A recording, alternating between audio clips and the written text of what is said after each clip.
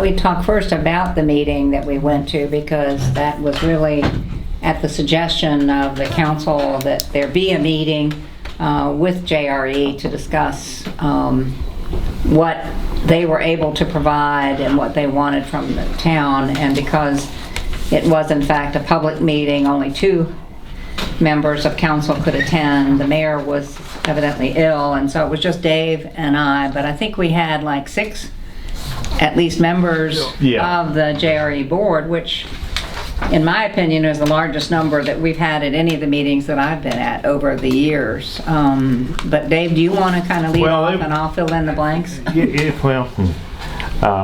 I thought I had notes on it, and I can't find any of them, but from my recollection of what we were discussing there, it appears like their recycling enterprise part of the deal, which is what we're most interested in, is a diminishing part of their business. But they stressed what the continued employment of a number of people, especially of people that can have limited capabilities. And I think that's what they wanted to make us totally aware of, is that their business isn't just strictly providing that service, but their business is also part of just keeping some people that have needs employed. So I see that they want to point out that all the Clifton Forge citizens that work there. Yeah. And they've indicated that's roughly a third of the population, their client population that they serve. I think both JRE and the town shared kind of some of the history of the relationship that we had. The fact that the town did not fund them this year and had in fact in a couple of previous years given them a reduced amount, because we were trying to signal that we were not satisfied with the service level, and the council had directed us to not release any money to them until we saw what their plan was for improved service. As we sat there talking at that meeting, which was several weeks ago now, I suggested to them that they price different services as an example, and I did provide to you all today a listing again of the businesses in town that they pick up cardboard from twice a week, and ask them as an example, tell us what it would cost or what it costs for you to do once a week collection of cardboard, or twice a week, almost so we could have like a menu to choose from. I also suggested to them that they put a second trailer at Matthews Park. I'd heard from a resident earlier that day of the meeting that they intended to do that. Didn't really get an answer about that at the time, but I suggested to them that if there was a second trailer, since the town had 2 trailers in the past, one at Kroger and one at Matthews Park, that I thought a second trailer at the Matthews location would minimize the trashiness of the site, that I thought that people left things alongside of the trailer when it was full. I also suggested to them that there was no regular schedule of them emptying or when the trailer would be there, and if they could establish a schedule and actually publish it, even post a sign at the site saying this trailer is going to be emptied on Tuesdays, and a replacement trailer will be there on Wednesday, so that people had some expectation of when to go. That I thought that would be helpful, and that they would not need what they requested in this latest letter, people to monitor the site. They did suggest at the point of the meeting that we determine if the town or the county could actually transport the trailers when full to JRE, pick up an empty container and return it to the site. John Lanford had several months ago suggested in an intergovernmental meeting a willingness to do that, and so I contacted John, who indicated that they were working on a plan to do that. You'll see from the latest correspondence that John has proposed that the county empty Matthews Park trailer once a week, and if we want a second trailer, it appears that they're willing to provide it, but then the town would be responsible for actually transporting it. I have determined with Public Works that we have the capability to actually actually move the trailer. But in talking to Jarrett last week on a number of matters, I brought up the JRE issue, and he was a little bit uncomfortable with the fact that we might be transporting a piece of property that didn't belong to us. But I'll let Jarrett speak to that in more detail. But we certainly have the physical capability with our trucks to move the trailer if that's what the council decides. This is necessary because their funds are so strapped that they talk like it's a losing proposition for them. So if we could somehow get the trailers pulled and emptied and returned, they could still process the product or the recyclables. Without that, they can't. But basically, this latest letter that I did send you all that I received yesterday by email suggests that we release all monies that we have withheld up to this point, and then give them $300 a month going forward, and for basically, I would say, the same level of service. Well, as a resident here, I'm not familiar with taking trash or recyclables to that dump site. Is that what we do as residents? We take our recyclables up there? We currently, if you are a recycler, take it to the trailer at Matthews Park. We do, on our own? Yes, ma'am. Oh, okay. Now, prior to the reversion of Clifton Forge from city to town status, we did collect recyclables on a separate day. That was done by our public works employees, and then those recyclables were taken to JRE or to the transfer station, I'm not sure which. And that's why you still see out on the streets many times the recycled bins that people are still using, but not for recyclables any longer, but for their trash. Do we have any? Can I have one? I have 4. Will you let me have one? No. What, really 4? I just want one. I recycle in a box because I'll buy it. Don't worry about it. You're actually getting meaner. It's good. Well, I just thought I'd be blunt. I think, I know, Ron, this was one of your council goals, but I think recycling is important, and I think we should be doing it in the world, but I don't think they're offering us very much. Definitely not. Do you have a pen for little Jeffy? Thank you.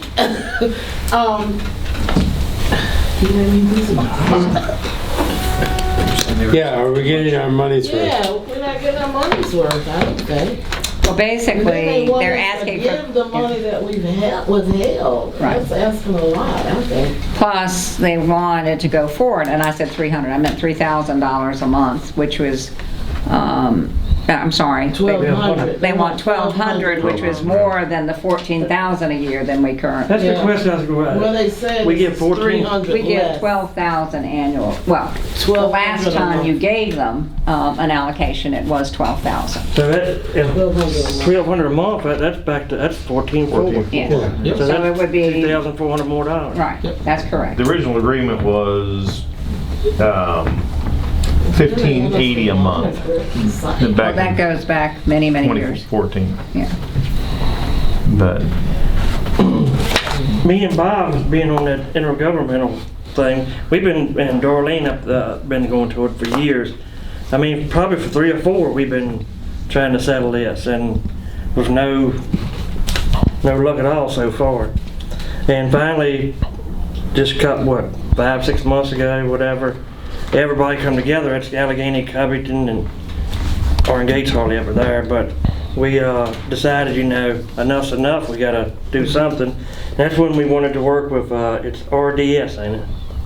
That's the company out Yeah. of Roanoke. From Mad Roanoke, whatever, and they made a proposition to them to work with them and help and try to do something, and then I guess that didn't work out. Did you hear anything? RDS has been trying to find a way to work with JRE, and the last that I heard was that they were seeking an opinion from an attorney in Roanoke who was doing the work on a pro bono basis to determine if in fact a nonprofit, which is the what JRE is, whether or not they could lease a building to a private company and whether or not they could make available to a private company equipment in their building that had been secured through grants or other funding sources. And to the best of my knowledge, as I've continued to have conversation with Russ Updike, who is the president of JRE, or the chairman of their board, they've not gotten a decision back. I've talked to RDS. As recently as a couple of weeks ago, they are willing to respond to a request for proposals if that's what people are interested in doing. It would be to RDS's and our benefit to have a building that they could use. Otherwise, if we can't supply a building among the several jurisdictions, then they're going to have the expense of finding a building or building a building in which to do their operation. Their particular activity is I'm not sure of the technical term, but they take all of the recyclables in one container. You don't have the separation. They have a conveyor belt system in Roanoke that actually does the separation. But I would anticipate, and I've said this from day one, it's going to cost us more to use that service, and they could certainly respond as we had a container full. And I anticipate that if they were to provide the service, they would bring a very large container in, much, much larger than the trailers that are currently used. It would take some time, weeks or months, for it to be filled, and then you would call them when it was full. They'd come get it, and there'd be that fee for both the trailer and its transport back and forth to Roanoke. But they stand ready to respond, but they have tried very hard, to use their term, to stay out of the politics. They've also tried to get JRE to work with them, and JRE has obviously lots of reservations about doing anything differently than they're doing right now.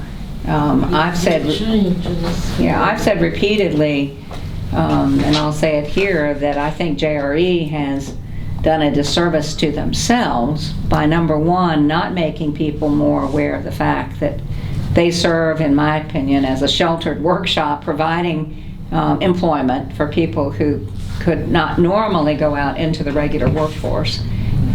They've done that using recycling as the method of providing some of the funding, and now that recycling business is going down, not just here, but nationwide, they're suffering, and the community doesn't understand that.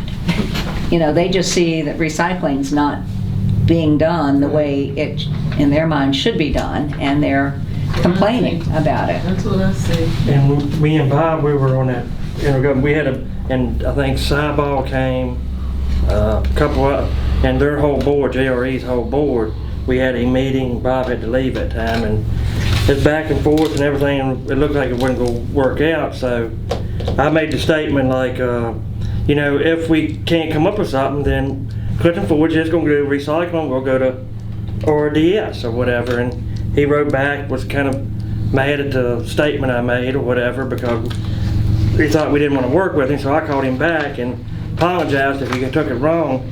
What I meant to say is we're going to work with somebody with that, either them or RDS. And that's the last I've heard of them. Well, the thing, it looks like they're gonna try to make us feel bad by taking these jobs from these, how many Clifton Forge people? 1, 2, 3, 4, 5, 6, 7, 8 people. But I'm of the opinion if we're not getting the service that we're paying for, I don't think it out of pocket to look and see what we can get from another company. But if we go to RDS, it's gonna be probably more than, It'll be more expensive. All of And it's gonna also cost us you- a bunch of money. And you also said we'll still be stuck with monitoring the site for RDS as we are with JRE, right? well, I think we're monitored now. What they mean by monitoring is cleaning them. As the Public Works goes by, and, you know, I know a woman up there who uses it all the time, and, you know, she'll see me at school, whatever, it's trashy again, and So- I'll tell Darlene, and she'll have the Public Works to clean it. So I think we're monitoring even now, so Yeah, they want to keep So I guess we're doing- monitoring. But how much money, all the money's withheld since spring of 2019, how much, you have Well, an idea? first of all, they stopped billing us in March, April, May, and June. And those funds, when a fiscal year ends, lapse. You know, we don't hold them. Had they billed us, then we would have paid it.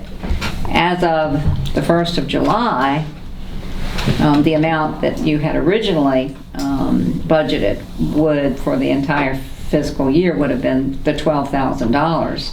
If you wanted to go back to those several months, then you'd add roughly $1,000 more a month to that figure.